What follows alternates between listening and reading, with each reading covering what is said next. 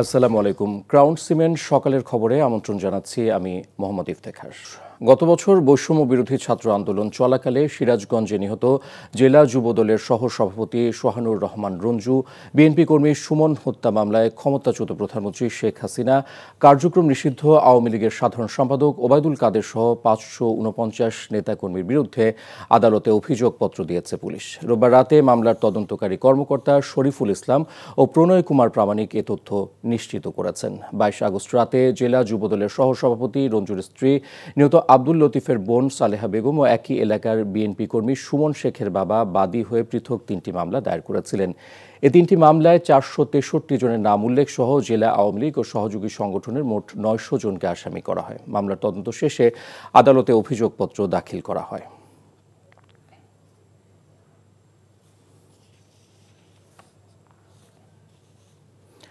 দশম গ্রেড বাস্তবায়ন সহ ৩ দফা দাবিতে ঢাকায় কেন্দ্রীয় শহীদ মিনারে লাগাতার অবস্থান কর্মসূচি পালন করছেন সরকারি প্রাথমিক বিদ্যালয়ের শিক্ষকরা। পাশাপাশি অনির্দিষ্টকালের জন্য সারা দেশের স্কুলগুলোতেও কর্মবিরতি পালিত হচ্ছে। এ সম্পর্কে আরও জানাতে কেন্দ্রীয় শহীদ মিনার থেকে যুক্ত হচ্ছেন সহকর্মী নূর হোসেন।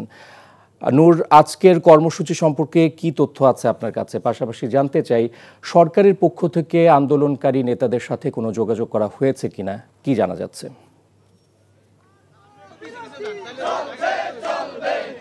ইফতেখার, আজকের কর্মসূচি সকাল থেকেই প্রাথমিক বিদ্যালয়গুলোর যারা শিক্ষক রয়েছেন, যারা বিভিন্ন জেলা থেকে ঢাকা এসেছেন, তারা তাদের যে অবস্থান কর্মসূচি সেই অবস্থান কর্মসূচি শুরু করেছেন এবং সেটি সকাল থেকে চলছে এবং এই কর্মসূচিটি অনির্দিষ্টকালের জন্য চলবে। এছাড়া সারা দেশের সব প্রাথমিক বিদ্যালয়ে তারা যে কর্মবিরতি পালন করছেন সেই কর্মবিরতিও পালন করছেন। সরকারের পক্ষ থেকে তাদের কাছে আহ্বান জানানো হয়েছে আলোচনায় বসবার জন্য। আজকে বিকেল ৫টায় শিক্ষক নেতা যারা রয়েছেন তাদের সঙ্গে অর্থ মন্ত্রণালয়ের যে সচিব রয়েছেন এবং প্রাথমিক শিক্ষা মন্ত্রণালয়ের যে সচিব রয়েছেন তাদের বৈঠক হবার কথা রয়েছে এবং সেই বৈঠকে হয়তো কোনো ধরনের একটা ফলাফল আসতে পারে। তবে শিক্ষকদের সঙ্গে, শিক্ষক নেতাদের সঙ্গে কথা বলে আমরা যেমনটি জানতে পেরেছি, তারা বলছেন যে তাদের যে ৩ দফা দাবি রয়েছে এই ৩ দফা দাবি মেনে না নেওয়া পর্যন্ত, গ্যাজেট পাস না করা পর্যন্ত তারা তাদের যে কর্মসূচি চলছে সেই কর্মসূচি প্রত্যাহার করবেন না। কোনো ধরনের আশ্বাসে তারা তাদের কর্মসূচি প্রত্যাহার করবেন না এবং শহীদ মিনার থেকে সরে যাবার যে কর্মসূচি সেটিও তারা নেবেন না এবং একই সঙ্গে কর্মবিরতি যেটি চলছে সেটিও তারা প্রত্যাহার করবেন না। শিক্ষকদের যে ৩ দফা দাবি, এর মধ্যে একটি হচ্ছে তাদেরকে দশম গ্রেড দিতে হবে, দ্বিতীয় হচ্ছে তাদের তারা সহকারী শিক্ষক পদে যারা নিয়োগপ্রাপ্ত হন তাদের পুরো চাকরি জীবনে সহকারী শিক্ষক পদেই শেষ হয়।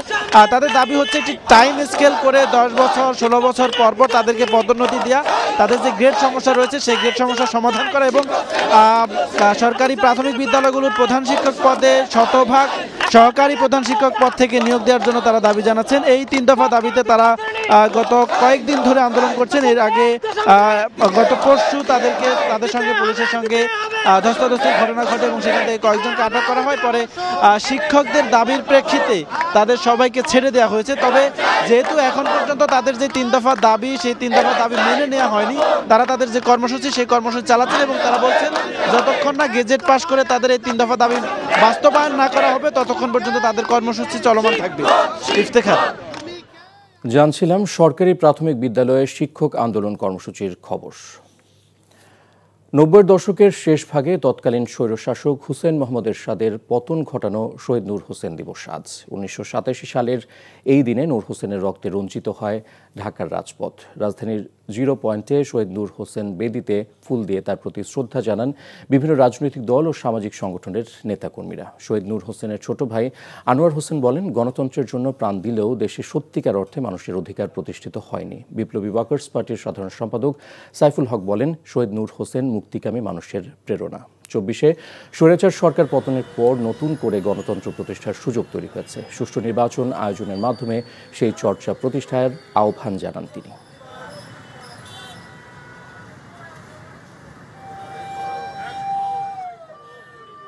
যার জন্য আমার ভাই আন্নামিক আত্মত্যাগ করছেন বা আন্নামিক শহীদ হয়েছেন, সেই গণতন্ত্র যেন প্রতিষ্ঠা পায়। নূর হোসেনের লড়াইটা কিন্তু আজও অব্যাহত আছে। নূর হোসেন যে কারণের জন্য তিনি আত্মাহুতি দিয়েছিলেন, দেখা যাচ্ছে সমাজের গভীরে অনেকেই তারা সেটাকে লালন করছেন। নির্ধারিত সময়েও শেষ হয়নি ব্রাহ্মণবাড়িয়ার আশুগঞ্জ থেকে আখাউড়া পর্যন্ত 4 লেন প্রকল্পের কাজ। এতে প্রতিনিয়ত দুর্ভোগ পড়ছেন যাত্রীরা। 2020 সালে প্রকল্পটির কাজ শুরু করে ভারতীয় ঠিকাদারি প্রতিষ্ঠান এফকনস ইনফ্রাস্ট্রাকচার লিমিটেড। 2023 সালে কাজ শেষ হওয়ার কথা থাকলেও 2 দফা প্রকল্পের মেয়াদ বাড়ানো হয়েছে। যোগাযোগ উপদেষ্টা ফাউজুল কবির খান সরেজমিনে কাজ পরিদর্শন করে দ্রুত শেষ করার তাগিদ দেন। ব্রাহ্মণবাড়িয়া থেকে শিহাবুদ্দিন বিপুর পাঠানো রিপোর্ট। ব্রাহ্মণবাড়িয়ার আশুগঞ্জ থেকে আখাউড়া পর্যন্ত 4 লেন প্রকল্পের কাজের চিত্র। এখনও কাজ চলছে, অথচ এ সময় রাস্তা দিয়ে যানবাহন নির্বিঘ্নে চলাচল করার কথা ছিল। 2023 সালে কাজ শেষ করার কথা থাকলেও শেষ হয়েছে মাত্র 60%। নির্ধারিত সময়ে ভারতীয় ঠিকাদারি প্রতিষ্ঠান কাজ শেষ করতে না পারায় সীমাহীন দুর্ভোগে পড়েছেন এই সড়ক ব্যবহারকারীরা। 2020 সালে প্রকল্পটির কাজ শুরু করে ভারতীয় ঠিকাদারি প্রতিষ্ঠান এফকন ইনফ্রাস্ট্রাকচার লিমিটেড। 2023 সালে কাজ শেষ করার কথা থাকলেও 2 দফা প্রকল্পের মেয়াদ বাড়ানো হয়েছে, এরপরও কাজ শেষ হয়নি। ঢাকা গেলে আবার 3 দিন পার হয়ে জামজট ঠেলা যাইতে। যত তাড়াতাড়ি শেষ করে অতি আমাদের লাগে খুবই ভালো হতো। আমরা এই দুর্ভোগ ক্লান্তির থেকে আমরা অনেক মুক্তি পেতাম। 4 জায়গায় ওনারা এখনো কাজ চলমান রাখছেন।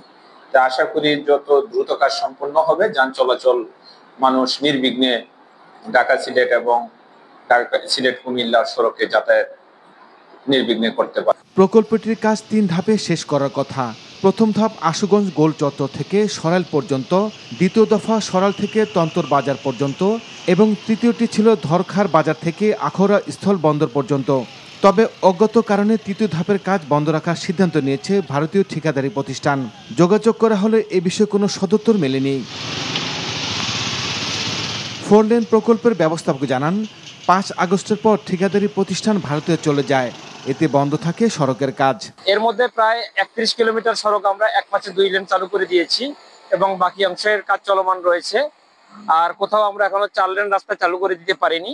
আশা করা যায় আগামী কয়েক মাসের মধ্যে হয়তো 4 লেন রাস্তা কিছু অংশে আমরা ছেড়ে দিতে পারবো। সম্প্রতি যোগাযোগ উপদেষ্টা ফাউজুল করিম খান ঘটনাস্থল পরিদর্শন করে জনদুর্ভোগ লাঘবে দ্রুত কাজ শেষ করার তাগিদ দেন। NTV news desk. সকালের খবর এটুকুই। এই খবরের ভিডিও সহ আপডেট জানতে ভিজিট করুন এনটিভি অনলাইন www.ntvbd.com। এছাড়া এনটিভির জনপ্রিয় সব অনুষ্ঠান ও খবরের আপডেট জানতে ভিজিট করুন আমাদের ইউটিউব ও ভেরিফাইড ফেসবুক পেজ। 12টায় মধ্যাহ্নের খবর দেখার আমন্ত্রণ রইল। ধন্যবাদ সবাইকে।